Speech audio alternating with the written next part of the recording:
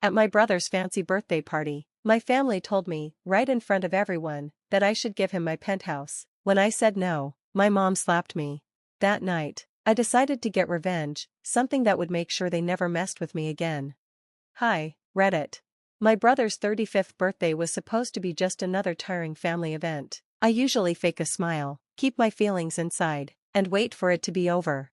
But that night changed everything. It didn't just hurt me, it completely destroyed what I thought I knew about family, respect, and love. It ended with my mother slapping me across the face in front of 30 people, and the entire family publicly demanding I hand over my penthouse to my unemployed brother.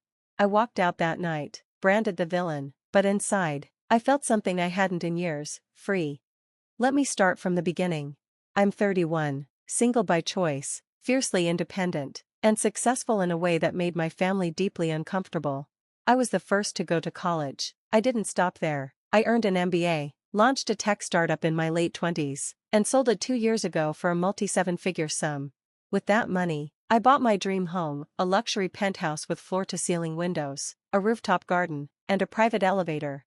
More than a place to live, it was proof I made it on my own terms. My parents have never truly understood me. They tolerated my ambition only as long as I was helping them pay their bills.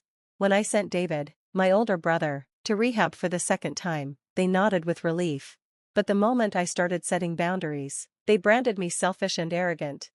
David, the golden child in their eyes, was the worst. 4 years older, yet somehow still the baby of the family. He had a laundry list of failed ventures, a smoothie truck, a cryptocurrency YouTube channel, a motivational podcast. Despite never holding a job for more than 6 months, my parents bankrolled every failure. Once, I stepped in to help. That was a mistake. They saw it as a green light to expect more from me. So when the invitation arrived for David's birthday party, a lavish affair at a high-end steakhouse downtown, hosted by my parents, I already smelled the trap. They never threw anything like this for me. I RSVP'd out of obligation but warned myself to be careful. I showed up in a sleek black dress, carrying a rare $500 bottle of whiskey from Kyoto, something I knew David would pretend to appreciate. As I walked in, conversation stopped abruptly. My mother gave me a tight, fake smile that didn't reach her eyes. My uncle whispered to his wife, and they exchanged glances as if I were some kind of disaster waiting to happen. I took my seat in the middle of a long banquet table, surrounded by relatives who barely acknowledged me. David sat at the head, encircled by sycophants, extended family, and his latest girlfriend, who looked like she was auditioning for a reality show. Something felt off, like I was part of a carefully staged scene. Dinner began, and the toast started flowing. My cousin Jess praised David's resilience. Dad called him a visionary. Mom got emotional, thanking everyone for supporting David's journey and calling him the real heart of the family. I sat silently, sipping wine, waiting for the trapdoor to open beneath me. It didn't take long. As dessert, lava cake adorned with gold flakes, was served. Dad stood, tapping a spoon against his glass.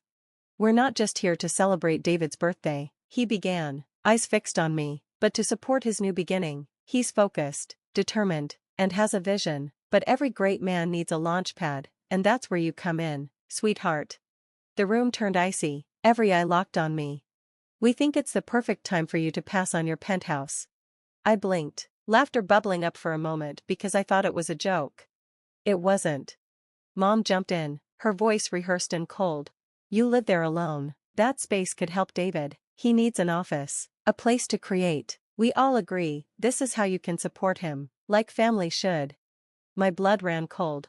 David smirked, "No thanks." No surprise, just the smug grin of a man accepting tribute. I said no, firm and immediate. "No, I'm not giving my penthouse to David."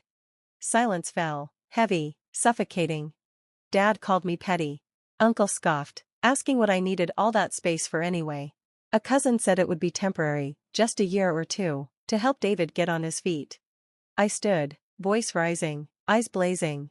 "I'm not handing over my home because David refuses to grow up. I earned that penthouse. I didn't gamble or fail upward into luxury. I worked 16-hour days for it. Where were you when I was missing holidays to meet deadlines?" That's when the explosion came. Mom stood, approached me, and before I could react, slap, hard across my face. Gasps filled the room. A few stood, shocked. A server hesitated, unsure if security should be called. "You selfish little brat," she hissed. "After everything this family has done for you, sacrifice." My cheek burned, my ears rang, but my mind was cold and sharp. I looked at David. He shrugged, utterly indifferent. "That's fine," I said quietly, "but don't ever call me again, any of you." Then I walked out, heels clicking, head held high, face burning. No one followed. No one apologized. To them, I was the traitor. To me, they'd revealed their true faces. That night, I didn't cry, I didn't call friends, I didn't ice my cheek. I went home, sat in my penthouse, poured a stiff drink, and opened my laptop. I contacted my lawyer, then I called a private investigator. They wanted to publicly shame me into submission. Now they were going to learn what happens when you corner someone with nothing left to lose. The next morning, the bruise on my cheek had faded, but the fire in my chest hadn't. My family hadn't just humiliated me, they had declared war. And now I was going to burn their entire delusional fantasy down. I wasn't raised to fight like this, not openly. My parents always operated behind closed doors, with whispers, guilt trips, and manipulation dressed as tradition. But they had done it publicly now. They'd slapped me, figuratively and literally, in front of our entire bloodline. So, I wasn't going to fight in silence either. First, I called my lawyer. I didn't just want legal protection, I wanted leverage.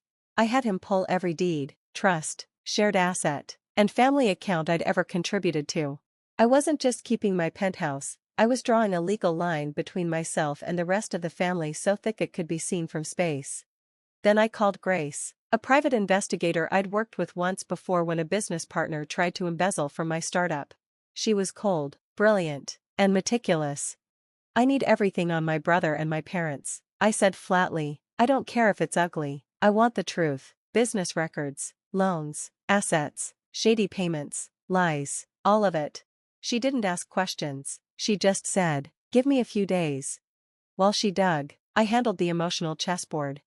I reached out, one by one, to the few family members I suspected weren't fully in on the manipulation: my cousin Vanessa, Aunt Leia, even Uncle Raj, who had whispered at the party but seemed hesitant, almost regretful. I didn't beg, I told them plainly what happened. I told them the slap wasn't just a reaction, it was a punishment for refusing to surrender what I earned. To my surprise, some of them were horrified. "I had no idea it was going that far," Vanessa said, her voice shaking. "I thought the penthouse thing was just a joke they were teasing you with." "It was never a joke," I replied. "It was a setup, and I'm done playing nice." Then I did something bolder. I invited the whole family, yes, even my parents and David, to a reconciliation dinner at my penthouse the following weekend. The text was polite, warm, even. "I want us to clear the air. Let's celebrate David properly and get back to being a family." The trap was baited. Saturday came. My penthouse sparkled like a magazine spread. Minimalist elegance, candlelit dining setup, classical music playing softly in the background. I catered David's favorite foods: Korean short ribs, saffron risotto, some ridiculous truffle mac and cheese he once posted about on Instagram. The guests trickled in. My parents arrived together, fake smiles glued on like masks. David swaggered in 10 minutes late with his girlfriend, who wore a red dress tight enough to make a point. There was laughter, awkward hugs, shallow small talk. But I wasn't playing along. When dinner ended and dessert was served, an elegant chocolate torte with gold leaf on top, a little callback to that birthday lava cake, I stood up. "I just want to thank everyone for coming," I began. "I know the last time we were together, things got heated, so tonight, I want to give you all the transparency you've always demanded from me." I clicked a remote. The living room shades dropped, the massive screen lit up. Emails, bank transfers, fake LLCs in David's name with money funneled from my parents' accounts, debt notices, screenshots of messages he'd sent to friends bragging about how easy it was to manipulate our parents. Recordings Grace had collected, one of David promising to wear her penthouse like a crown. And the kicker, tax fraud. My father had used my name on one of their old investment properties, without my consent. The room went silent. Mom stood up, shaking. "This is slander, you're trying to destroy your own family." "I'm exposing the truth," I cut in. "You wanted me to give up my penthouse, now let's talk about what you've taken from me, behind my back, for years." David's face had gone sheet white. His girlfriend slipped her heels back on, muttered, "I'm not going down for this," and left. Dad didn't speak, he couldn't. The screen behind me had a signature on the fraudulent document in crystal clear PDF clarity. "You didn't just slap me," I said. "You tried to rob me, gaslight me, use me like a personal ATM, and shame me when I stopped feeding you." There were no more words after that, just stunned silence. But I wasn't done. "I've already filed legal action. Starting Monday, all shared accounts and assets I've contributed to will be frozen until we can sort out rightful ownership. And yes, I pressed charges for identity fraud. I don't care that you're my father." My mother gasped like someone had struck her this time. Then I opened the balcony doors. "If you don't like it, you're welcome to leave. This isn't your stage anymore." They left one by one. My father in stunned silence. My mother sobbing into her pearls. David trailing behind, like a man finally realizing the empire he thought he controlled was crumbling. The only ones who stayed were Aunt Leia and Vanessa. They helped me clean up, said they were proud of me. When they were gone, I poured myself a drink, from that same bottle of whiskey I brought to David's birthday party. I stood on the balcony, looking out at the city lights shining below me. That penthouse? I didn't just hold on to it, I protected it. I made sure no one could ever take it from me. And I finally made sure the people who tried to embarrass me had no control over my life anymore. My revenge didn't just shut them up, it took away every bit of power they thought they had over me.